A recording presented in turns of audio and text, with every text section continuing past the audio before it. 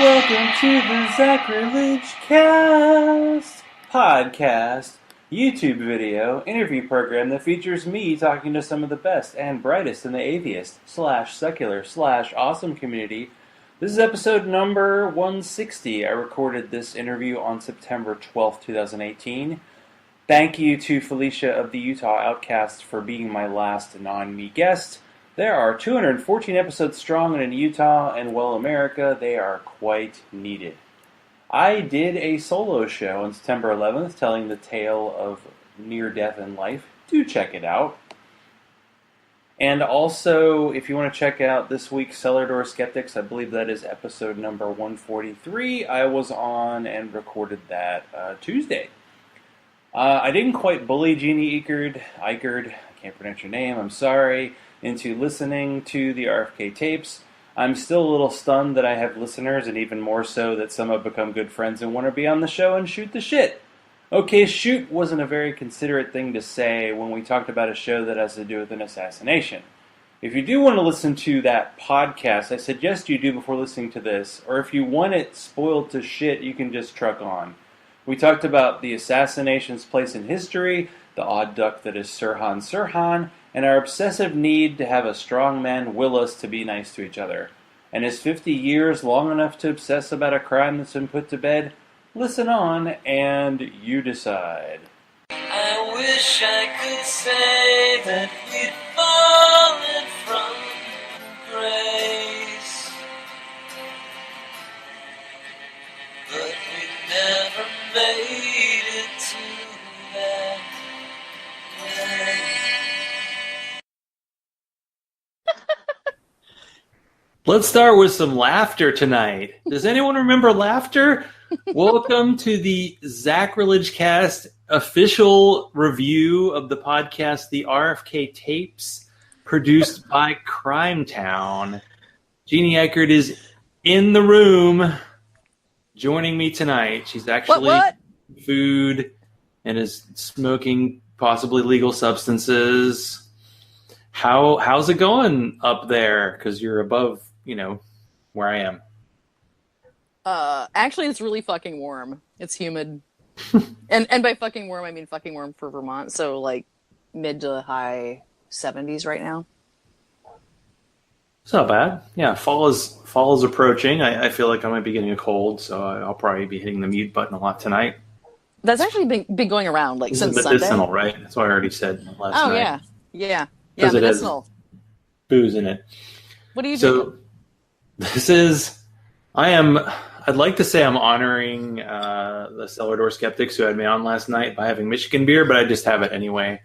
This is the new favorite. So Founders is out of Michigan, and they do 6 different barrel-aged beers a year, and this is... Focus, there you go.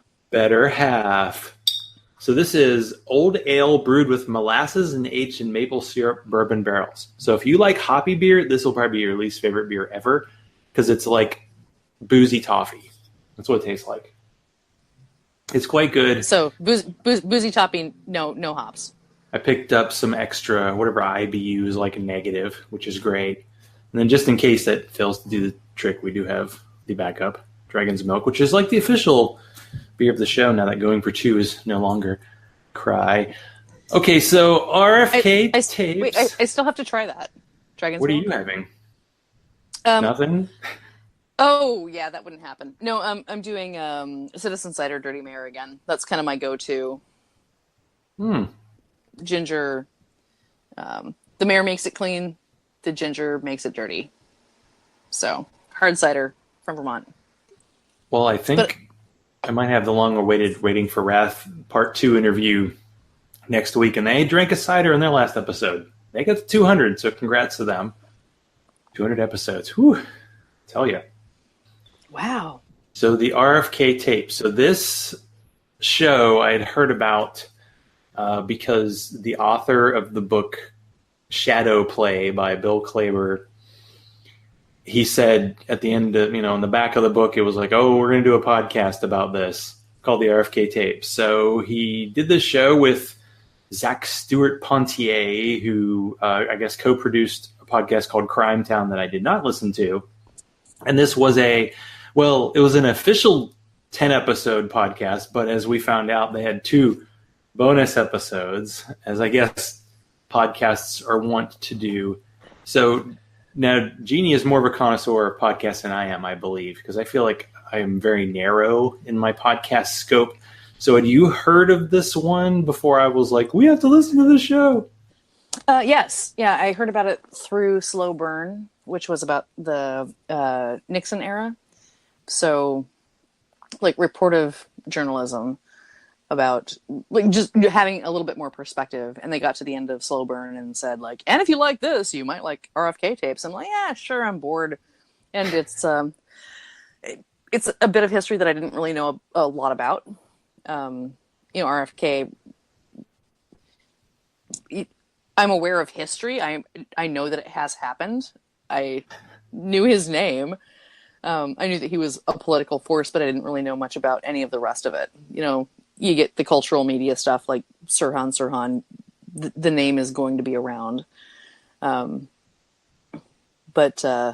Yeah, any of the actual behind the scenes on any of this, I had no idea. And I didn't even know there was a conspiracy, to be honest. But yeah, this is like it's good popcorn. It's a good popcorn podcast. This is.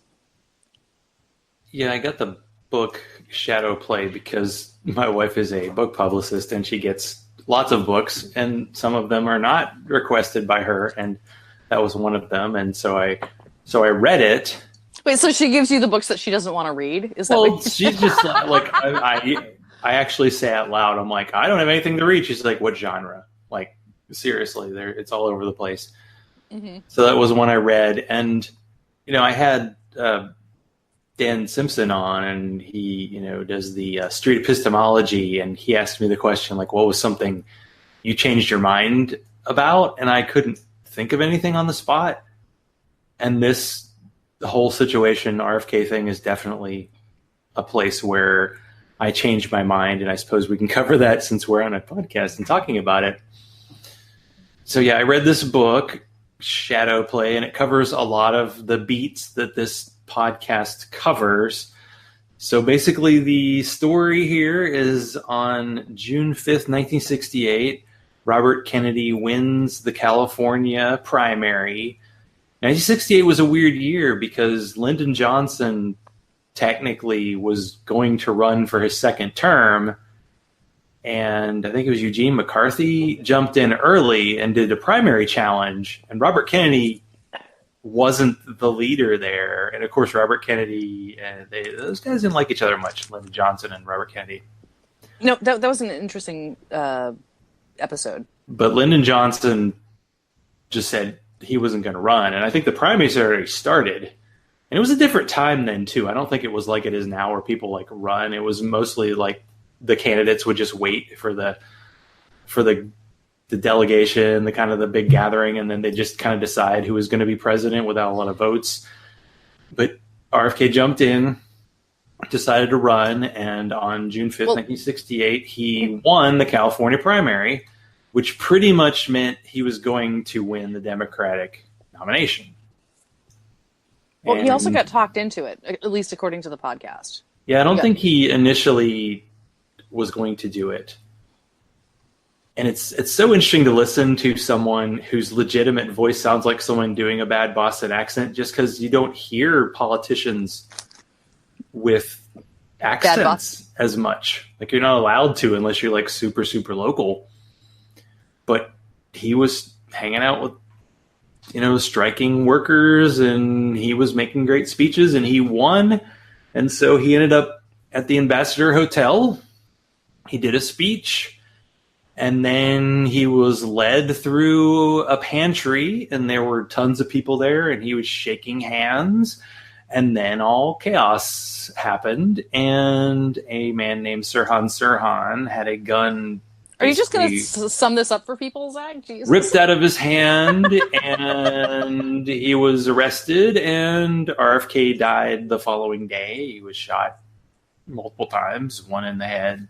That was the kill shot. And then we got Richard Nixon, so yay. That's kind of the summary of the, I don't know, for people who've like just heard, RFK died. thought the Yeah, just detail was kind of go listen to important. the fucking podcast. It's not that long. Yeah, don't listen to this podcast. Listen to that podcast. Hey. No, No, we're going to give you important information you can't get anywhere else. You probably can get maybe only 20 other places. That's what we're trying to go for. Right. So what did you actually think of Disturbance of Fate when you first read it? And I waited until you took a big sip before I asked you that. Are we going to talk about this book? I do recommend this book because it'll make you super depressed, because Disturbance of Fate, I'm a big fan of alternate history. I don't know if I mentioned that in our book podcast, but what alternate history is as a genre is one thing changes in history. A lot of them have to do with, like, the South wins a civil war.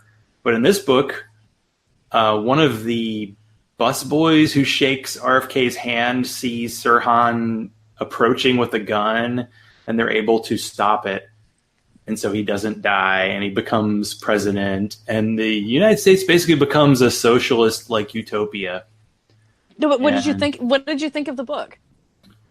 It was very dry. It was written like a history book in that it had actual footnotes, but they're all based on this other timeline. And every once in a while, they refer to what happens in our timeline. Wait. How do you footnote something that has never happened? It's weird. It's definitely a unique experience. It's not like any other book I've read. And I've read this 3 times. It's kind of depressing when you think about it. But wow. Okay. I really enjoyed it. Do you feel like it was well written then? It was dry, but it was engaging. I think I can get into the what happened. The fact that, like, Reagan takes him on in 1972 and loses and becomes a game show host, and I'm like, that's what Reagan should have been, a game show host, not president. Oh, that would have been fantastic. And you could tell that the author's, like, prejudices were there. Apparently he didn't give a crap about space, so, like, once we went to the moon, we're like, okay, we're done with space. But, like, they started... We won, bitches! They started email in the 70s, like, the Berlin Wall comes down in the 70s, and the U.S. does become, like, a socialist. Like, basically nobody can make more than $200,000 a year.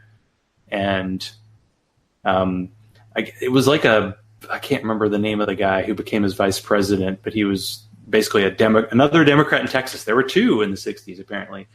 And he was president after him. But it's a good book. I enjoyed it, but we're not talking about a damn book. We're talking about a podcast tonight, right? Well, wait. Was it? But you're kind of asking me questions. I like this. Well, was it written as fiction? Yeah. Yeah, I mean, that's fine. I don't know if the guy talked to people who knew him, but it's like a nonfiction book in that he refers to, like, 200 books that he read, about history and, the famous. Was it about relevant history or just history in general? Well, I mean, it was he read the famous book RFK Must Die, which is something that Sirhan wrote in his notebooks. Young Sirhan. An intriguing character, you have to admit. Well, and that was one of the things that I think that I appreciated the most about the podcast was I learned, well, maybe learn is a strong word. I was exposed to more of Sirhan's character through the podcast than I had through just my tangential familiarity with that time and place in history. So to me, he was just a name, but to listen to him on tape and other people's observations of him was very interesting. Yeah, I don't know if you want to get into the, like, conspiracy aspects or the whole Sirhan kind of story. Obviously, it's weird to have a guy with two of the same name.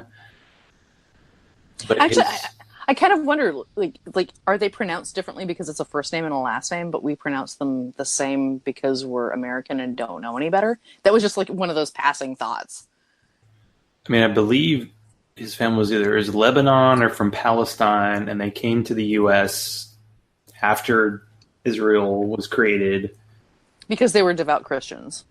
And that, yeah, like, his mom became a Christian, and...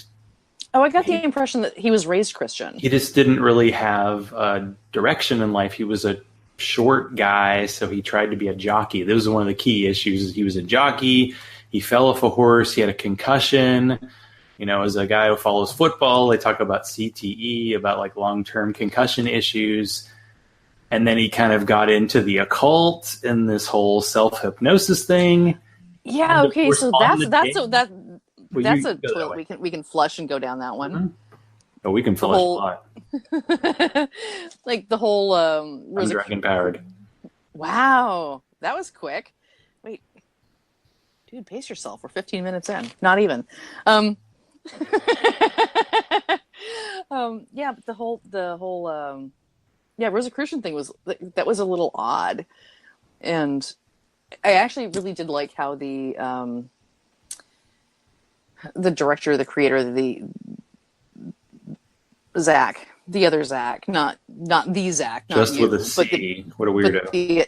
I know, right? What a strange name. I liked how I felt like he was trying to give a good balance between how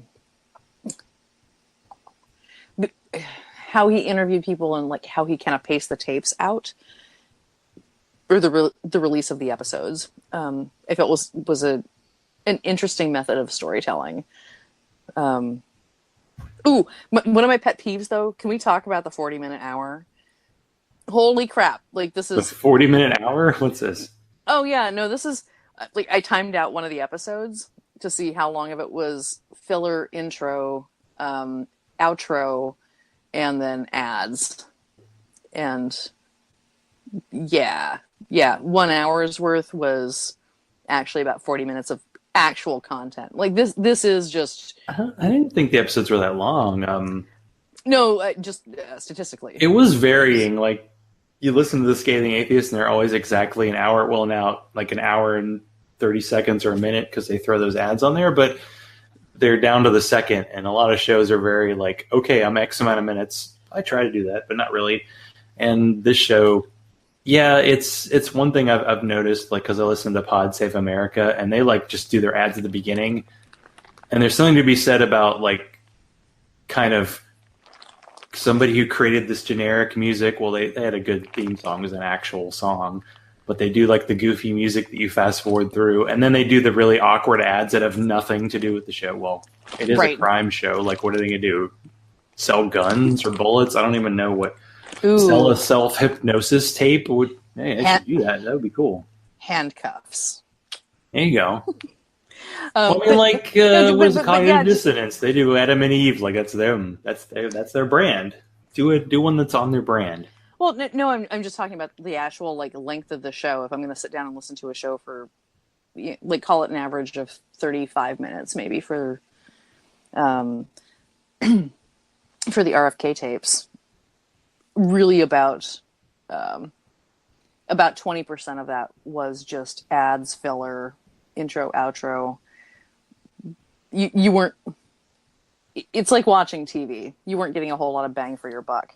It's not solid content, which a lot of shows aren't anymore, and I kind of get that. So, yeah, I mean, I guess I got that a little bit from that slow burn to that Nixon Watergate show, but that's not connected. Now, with the whole Sirhan thing, though, what do you have a feeling of, like, did he just put on? Because Sirhan says, and he maintains to this day, he's still in jail. He's been, I don't know how many parole hearings, says that he does not remember the actual shooting. And what the hell is that sound? Oh, sorry. That is, I'm sitting on black plastic because when Monkey got sick, he got fleas. So, yeah. Glamorous times. I know, right? So the sound is my feet sticking or trying to not stick to black plastic while I'm talking to you. I will try to keep that to a minimum. No, so I really, was it in the bonus show, the first bonus show, where they talked about how, like, debunking hypnosis, that kind of brainwashing thing, and that if you are in a position to be brainwashed, it either, I don't know if it was, either it takes your voluntary consent. I know that was part of it, but it also takes constant maintenance. to live in that sort of cult state of allowing other people to control your actions, your thoughts, your reactions to things. So, well, they had people hypnotize him. well, And then they yeah, had him like say that he would kill RFK because he did have a journal, and then they had him like pick up an imaginary gun and start shooting, and the expert was saying that he was like the most easily hypnotized person. Like there's something about his personality that made him easily hypnotized. Ray, do you really think that that's a thing, though? I don't know if that's a thing. Like if it was being possible to, hypnotized? do the naked gun thing and have a random person like shoot somebody for you, you'd think that would happen. Unless it's play acting. Years. That, like, honestly, I really don't think that hypnosis is a thing that happens without consent. Like, you don't get up on a stage, get hypnotized by a stage magician, and then squawk like a chicken. Like, you have to have buy-in on this. You have to be willing to be, like, you have to be willing to go there in your head. And I would say probably also, without knowing more about the topic, you have to be willing to play act whatever brain space you're doing right now. So like the whole climbing around on the ceiling and being a monkey just getting his exercise. Like, no, that's not, I really don't think that's a real thing. And I can't remember if it was that one investigator where he like sent him this angry letter that I'm going to kill you. Like his true personality finally came out, and they like asked him when he was on the stand, like, why did you do it? And he's like, oh, because RFK was in favor of giving jets to Israel and I'm a Palestinian. But that whole issue happened. He didn't know about it at the time of the murder. He knew about it after the fact. So it was clearly like he was trying to play this role. But is this? I mean, the whole thing, there's this mystery behind it, but people just don't like this little nobody killing this important person. But it just happened. I mean, back then there wasn't Secret Service, and the actual like security guards guarding him were hired by the hotel. Like he didn't actually want anybody protecting him. Can we talk about that guy? The Caesar, the one. Thane Eugene Caesar, and wow, who names their kid Thane? Because the story there should be like a crown involved or something. It happens in a later episode. One of the points that the author of the book makes is that he is convinced Sirhan had a .22, which is a gun that has 8 bullets in it. Mm-hmm. And 8 bullets were actually shot into people. Right. And then there are these alleged other bullet holes that were found and went into the wall and the ceiling, and those disappeared and were destroyed later. So the idea is that there are 2 guns, and then you have to say, well, where's that second gun come from? Well, Caesar, the security guard, one little bit that never was explained very well was that he said that he had a .38 on him at the time. Mm-hmm. So obviously they would find a different caliber bullet if he had shot his gun. But then later they said, oh, he actually owned a .22, but he said he sold it before the assassination. And then they found out he actually sold it after. But then that's one of the, like, there's a lot of threads in this thing that end up going nowhere. And that was one of them. But Caesar was one of the guys. He had, I think, RFK's. And I'd almost like to go into this pantry area and see how small it is and how many people were actually in there at the time. Because I feel like 50 people were in an area the size of this like room I'm in. I was remembering 70 Everybody was plus. pressed against each other. Right. I was remembering 70 plus people. It was a lot of people for a very small room. Unless it was a very large room. But yeah, still 50 people in one area. That's still kind of a lot of people. So Caesar was a security guard. And by the way, he actually hated Kennedy, which is another fuel for the fire for the conspiracy people. And do we just give everything away? Do we tell people to listen to the show? We give it away. So one of the nobody listens to this anyway. Whatever. One of the cliffhangers, not anymore. One of the cliffhangers was the guy investigating, and you'll have to tell me his name.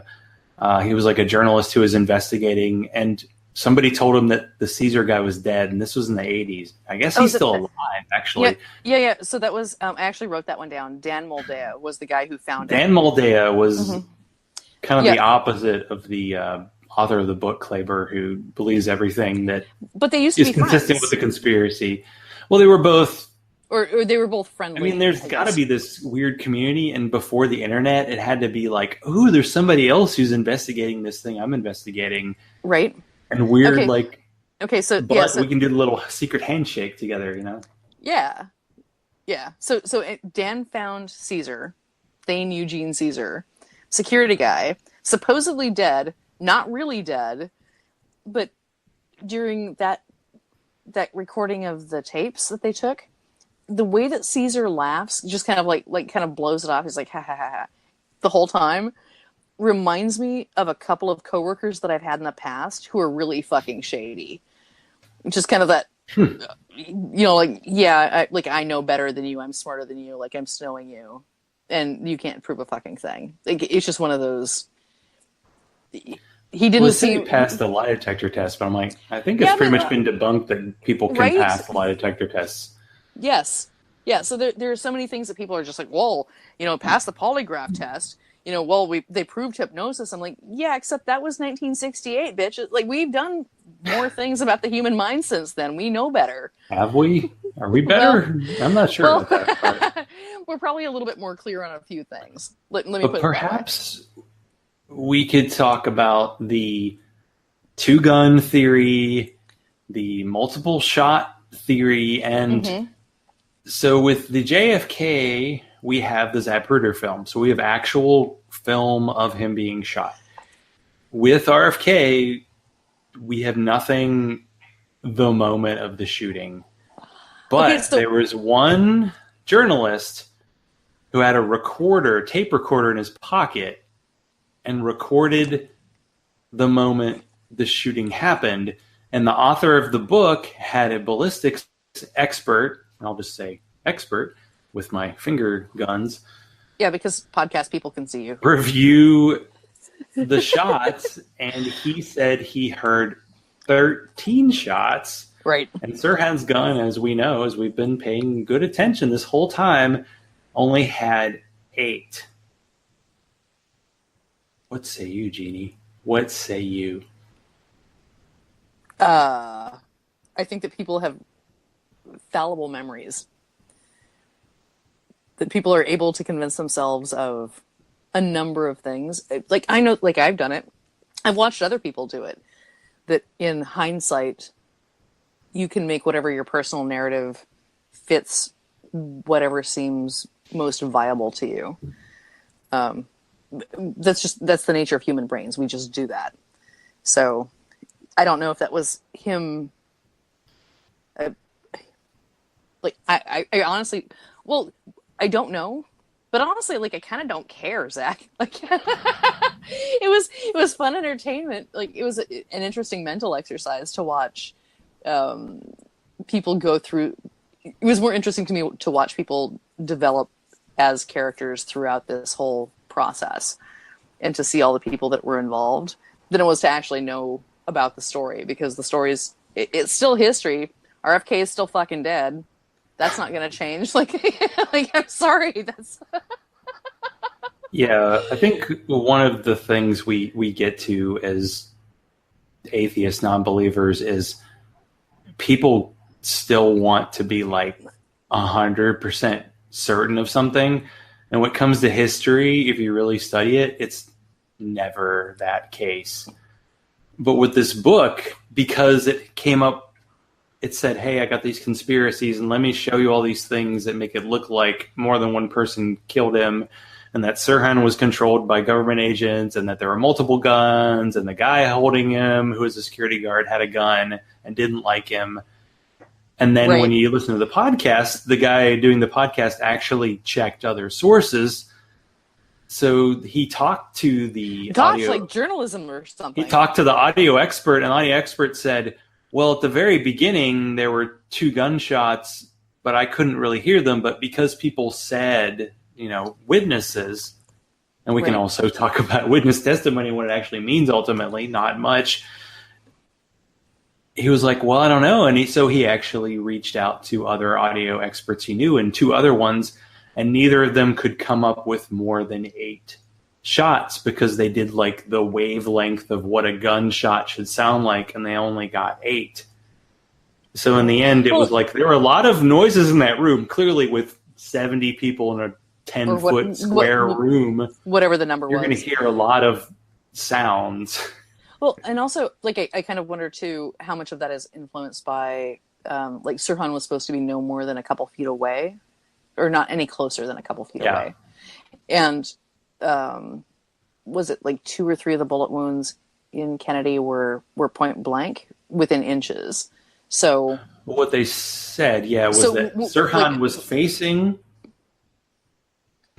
Kennedy, and Kennedy was shot from behind, so they're like, well, clearly he couldn't have killed him because of that.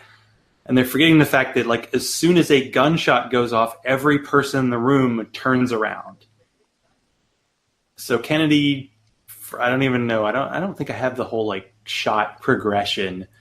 But it's possible I think it was he like may have turned or he may have fallen, and, like, the second shot, Sirhan got the gun right up to his head and hit him.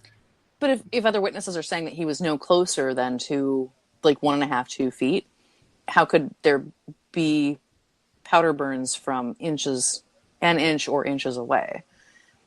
That just I would like them to do a test, like, okay, people who don't know what's going to happen, shoot off a gun 2 feet away from them and see, are they still looking at the shooter, or are they turned away and can't see and are like, oh, I know what he looks like. So that part kind of fell apart to me because he was like, well, he was falling. That doesn't make Sirhan any closer. That doesn't make him any physically closer. In fact, if Kennedy was falling or turning away, he probably would have been further away. If he turned away, then he could hit him from the... Because it said like he was coming up. 2 feet, 2 feet, inches. That's what people say they saw, and they may have seen the first shot. I don't think anybody in that room, even Kennedy, like, expected that to happen. I think that's one of the reasons why he could get away with it, is that nobody expected that. Why did JFK get shot? Like, people were like, do you need to be in an open car driving down the street with, like, a red target on your head? Maybe not. Yeah. And then a guy who was, like, trained by the military with a rifle, that was, I mean, he didn't even hit him the first shot either. Wait, so wait, what did you think about Sirhan having spent, what was it, something like 7 hours earlier that day at a shooting range with the 22? Like just in general? A bit of an issue. Like, he clearly knew how to use the weapon. And, well, I mean, they did say that people grabbed his hand and, like, held him down after the second shot, so he couldn't have hit Kennedy more. But it's another, like, kind of witness situation.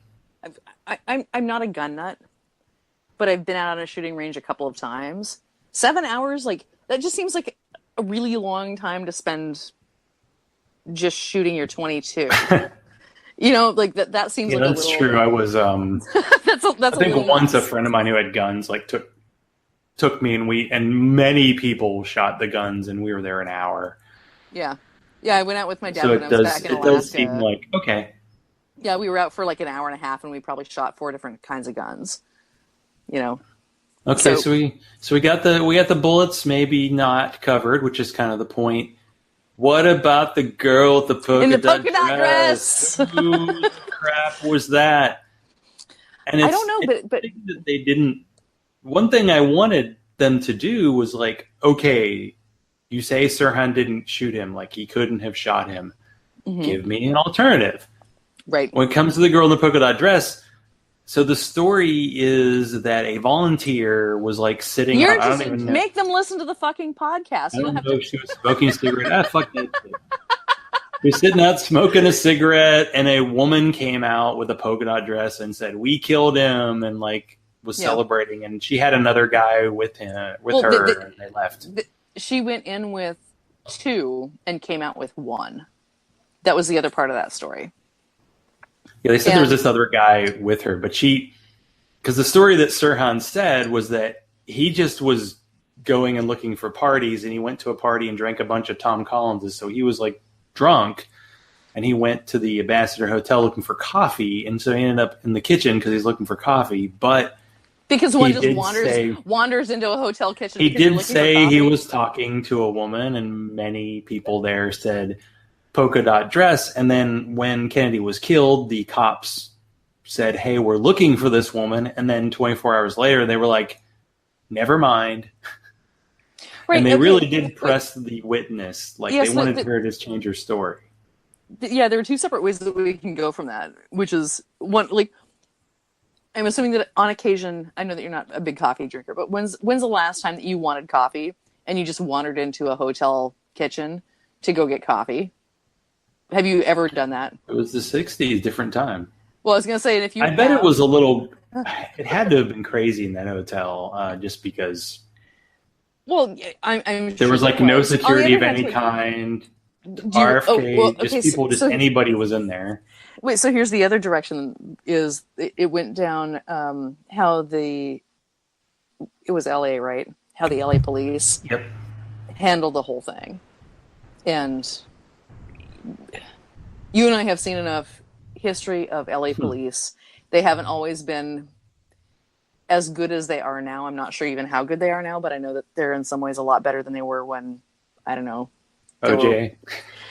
Well, among other things. My sister was there in was it like 89, 90 when the riots happened. So, there have been times where the LA police have been less than stellar. And like you said, other times. So, like, not to diss on who police are now and how they're trying to behave now, or at least some of them are. But I would say that there's probably a lot more shady shit going on just in general. So how much validity does that argument have of, did the LA police kind of either like let it happen, encourage it to happen? That whole thing where they were trying to pull people over for, traffic violations? They did say they offered, I think, RFK like an escort, and he said no, and then they ended up giving him a ticket. Because they were speeding, I think. No, continual tickets for running red lights. So they were traffic violations. Yeah. So there was that aspect of. So there were door frames that appeared to have bullet holes, and that was one of the big cases they made. Was that these bullet holes existed, but all 8 bullets that were shot ended up in people. Well, and they were destroyed. Right. That's the other part of this. A year after the case, like, Sirhan was found guilty, and that was that weird time in California where they actually sentenced him to death, but then they ended the death penalty, so he had life with a very no chance in hell of parole. So does that to you not seem sketchy? The LA police, or that the crime department, whatever was involved in that, would have destroyed that door frame? I mean, somebody who's just been... Yeah, like the guy doing the ballistics wasn't so good. Well, that part too, but just in general, like, I could see it if this was like a nobody. You know, like if I got shot and a year later my door frame is gotten rid of, okay, that's plausible. This is fucking RFK. He just won the Democratic. He just won it. Just. Yes, like by minutes. Like, say it like you believe it. Fuck it, like 364. Yeah, burn it. Mm-hmm. Really? Like that's how you're gonna treat evidence? I don't care. Well, it was very much the author believed that they were bullet holes, and then it was the other journalist that you mentioned who investigated it, and he actually found the cop. Right, it was like, circled what looked like holes, and it turned out to be a motorcycle cop, not somebody who had any official training to say that these were. Of course, if you're a cop, you should maybe know what a bullet hole looks like. Well, but again, different times. So, and then everybody who looked at it was like, "Yeah, that's a bullet hole." But of course, because there's nothing to examine anymore, then that just adds to the kind of conspiracy fire. It's like if something's missing.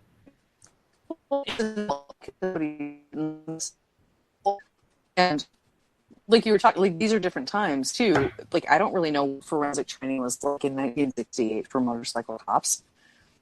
That's so good. Yeah, just like could be nail holes, you know, and like, good these holes where they at like full head height. There's no station that at least was discussed in the podcast. So were these an upward angle, a downward angle? Like if there was a penetration of some sort, was it just straight in? That would have been a She nail said hole. penetration. I did say penetration. See, dude, I try not to make you talk about sex because I know you get really uncomfortable, but you bring it up, so there. I am so sweaty right now. You would not believe it. It's not just the light on my face. He just said sweaty. Yeah, exactly. Well, as a connoisseur of podcasts, mm-hmm. Did you like kind of the technical skill of this one? Maybe we can even talk about that one bonus like live episode that. Oh God. And what you thought of it. I don't even say anything. I'll leave it up to you. Actually, overall, I thought the production value was really good. Again, still that 40-minute hour kind of bummed me out. There's a lot of filler, but that's bubblegum entertainment, which was good and it was entertaining, which I just said 8 times. Educational, entertaining, something to think about, but not serious. Like there are other podcasts that I either listen to for entertainment or for education. This was kind of a weird TV mix of both of them. But overall, like the sound quality was good. The storytelling I thought was good. The pacing of it, where the other Zach laid out the other white me.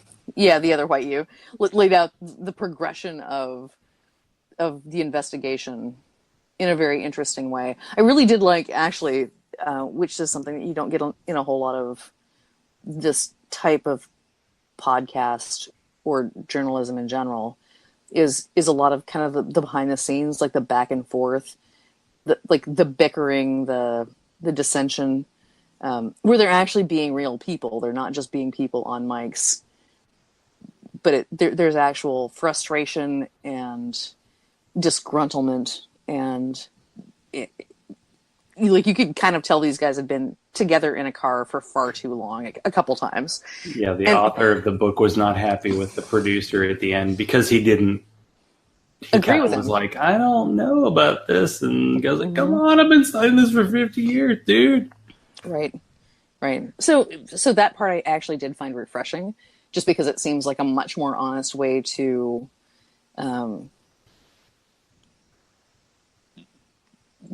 show humanity, to show how we actually should be talking to each other. Where there is a back and forth, and there is a, well, what about this? And like, I feel like you're not hearing me, or like, why don't you understand? Like, these are conversations that normal people really, really have. So I did like that part. But holy fuck, like that bonus episode, what the hell was going on with that music? Really? Yeah, so they did a live episode, and I know it's a dream of every podcast to do a live episode, but it doesn't always work out because it was really short. It was cool that they had the investigative journalist and, of course, the author of the book. Mm-hmm. And the journalist and the author of the book were kind of, squaring off a little bit. But then they had like 2 original songs, and one was about the polka-dot dress. And it was like these, like, I understand that you kind of want to give your show a little bit of breathing air with this stuff, but it just didn't seem to work. And I wanted to hear those 2 guys kind of, because they've been like debating with each other for probably 30 years. Yeah, have at it. That's interesting, because they're clearly like very strong about what they believe. And the one guy kind of changed his mind. I mean, like I said earlier, when I read the book, I was like, ooh, I think there had to be some second person. And by the time I listened to this podcast, I was like, no, Sirhan did it. Like, really? Okay, as sure as I can be sure of anything. Like, I can't say I'm like 99% sure, but I'm sure enough to go, yeah, I think I've investigated this enough. I can probably pay attention to something more important like fantasy football, Or no, this. I don't think that you're wrong. Like, I'm fairly sure that Sirhan did it. I don't think that the history that is being told about him is honest. But one of the things that I did give, what was the author's name? Was that Bill? Bill Klaber? Yeah. Yeah. Okay. So actually, like, I did give him credit for one, just going on the journey of this, what it took like a year to record. And then two, once the recording is done and everything has been released, he still shows up for a live podcast in order to, like, I think that he and Zach, even if they disagree, they respected each other enough to bother having that conversation. So that was nice. But I really did feel, I think probably the same way that you did too, that the music was kind of thrown in when tensions got a little hot. And was it. And he's like, yeah, we're going to go to a live song now. Hit it. Exactly. Just to kind of like let everything kind of cool down so they could do a little bit of a wrap up. But then we got well, you said that there was no Zapruder film, but there kind of was the dude with the podcast that dropped the other bonus. I was wondering if that was, because that was in the book. So this story was about Don't a guy. tell the story, Zach. Jesus. You're fired. You're horrible. Why not? Hey, Listen. spoiler alert. Listen to the whole damn show and then listen to this show. Yes, exactly. What I kind of liked about this was, with conspiracy theories, is they always want to have stuff that kind of fuels the fire and agrees with them. Well, This was an entire story about a guy who said, no, I was on the steam table and I took pictures and the LAPD got rid of, destroyed my pictures. And so he actually went to trial, and it turned out that he totally lied about being there. And it was another photographer that was on the steam table. And his friend was like, dude, you weren't in the room when this happened. And he actually won, but it got appealed, so he never made it. I mean, money was probably good. Because the guy was trying to sell this story of this 15-year-old kid who just happened to show up at the RFK murder, and he didn't. and that was it. And it was kind of wow, spoiler alert. Jesus. It was like a meh to the whole thing. But maybe that's how you got to feel about this whole podcast. You're like, well, okay, it was an interesting event in American history, but yeah, now you have to move on and go on with life. You did say that was in the book, that you read The Disturbance of Fate. No, let's say The Disturbance of Fate is the alternate history book. The Shadow Play is the book that Bill Klaber wrote that included that story and more stuff than the podcast could have covered. How did you feel about that part when you read it? And did you feel like the podcast episode, the bonus one, did you feel like that covered it sufficiently? At least enough to get the point across? Yeah, it did cover it pretty well. And when I read it, I was like, well, what was the point in the end? Because ultimately I was like a story that didn't really move the plot forward at all. It just kind of showed that people were trying to insert themselves into history when they were not involved at all. And I don't know if I blame people for doing it. You have to take this human aspect into it. People's memories are going to change. I think I talked about my own personal memories this week and how I cannot trust them. And you just have to kind of go, okay, that's the story you told. I'll decide whether I take it or not. That's probably why they left it out. But then there were other things too that I felt like had a similar flavor, like the girl in the polka-dot dress. That was a story that was interesting, but it didn't really, because there was no payoff to that. Right. There was no outcome. There was no, the cops kind of just said, well, good enough. Got an answer. Well, I mean, in the actual trial, and this, I don't know if this came up in the podcast, there was a RFK staffer who wore a dress that was kind of like that. And they're like, yeah, she was it. And that was it. Game over. Oh, interesting. No, they'd like, that's close enough. Now let's move on. And really, I mean, if you did investigate, if someone found her and she's still alive, it'd be like, oh, this is just some crazy person probably. Or just somebody who showed up. We have no idea what really happened. It'd probably be way less interesting when we found the truth. Probably. But yeah, I would say the majority of the people that were involved in this are dead, so. I mean, that's the thing, starting with RFK. I know, he was the first. He's such a trendsetter. What was the one about World War II that HBO did? It was good that they caught the people, some of the people who were involved were still alive. You gotta, with this, it's good to get the stories of the people who are there because, yeah, I mean, the the woman who was the 19-year-old staffer, she's like my parents' age. She's 69, you know? Right. It's weird that my parents are 69, by the way. Wow, your parents are young. My dad is 69. Well, so are you. Right. Math, yes. I know. My parents are born the same month, so my dad is Wow, that's kind 69, of my mom's 68, but she'll be there soon. But yeah, that's I feel like that's a wrap. Is there anything else that you want to kind of cover about this? Is there something you're just burning to talk about? I'm burning to talk about. Well, there are a couple other places that I think would be interesting, but we don't have to do it. But just, yeah. Like the Death March. Who's next?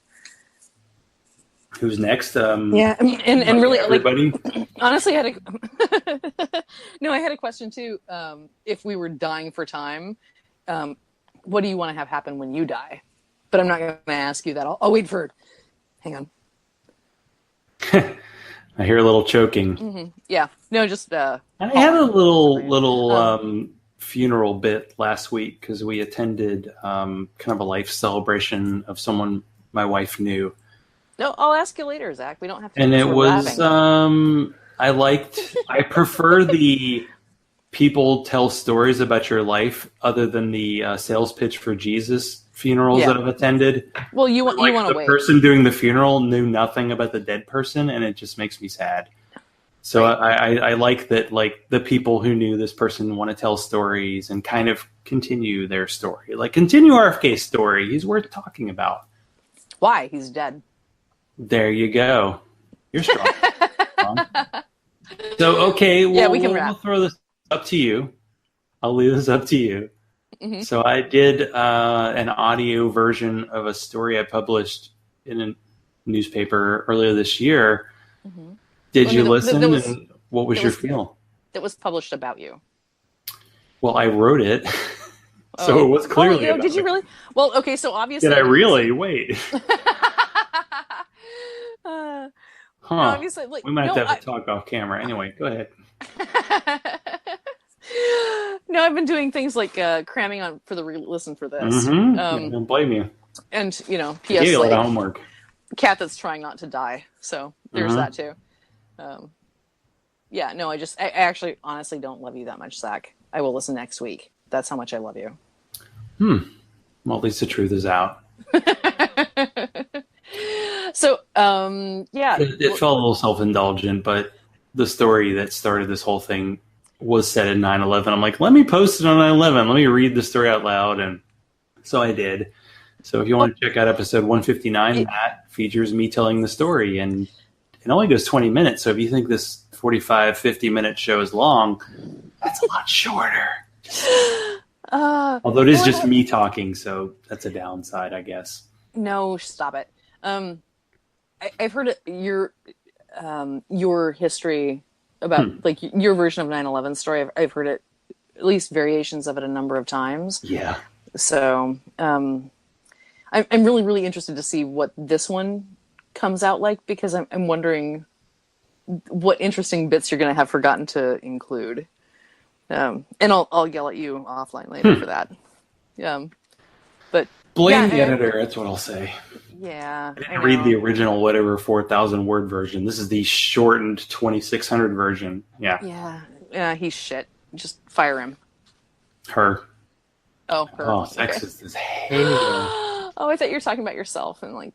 Yeah. I didn't edit. Yeah, I needed a professional editor. Okay, well, I know people who do that. I won't ask you to tell a joke because you already said you didn't come up with one, because that isn't really what this episode's about. No. Okay, can I tell you one of my favorite punchlines, though? Sure. Breathe in. Breathe out. Breathe in. Breathe out. And I'll tell you the joke offline. Drink in, drink out. Drink in, drink out. Cheers. It was good. Thank you, Jeannie, for being on. Thank you for...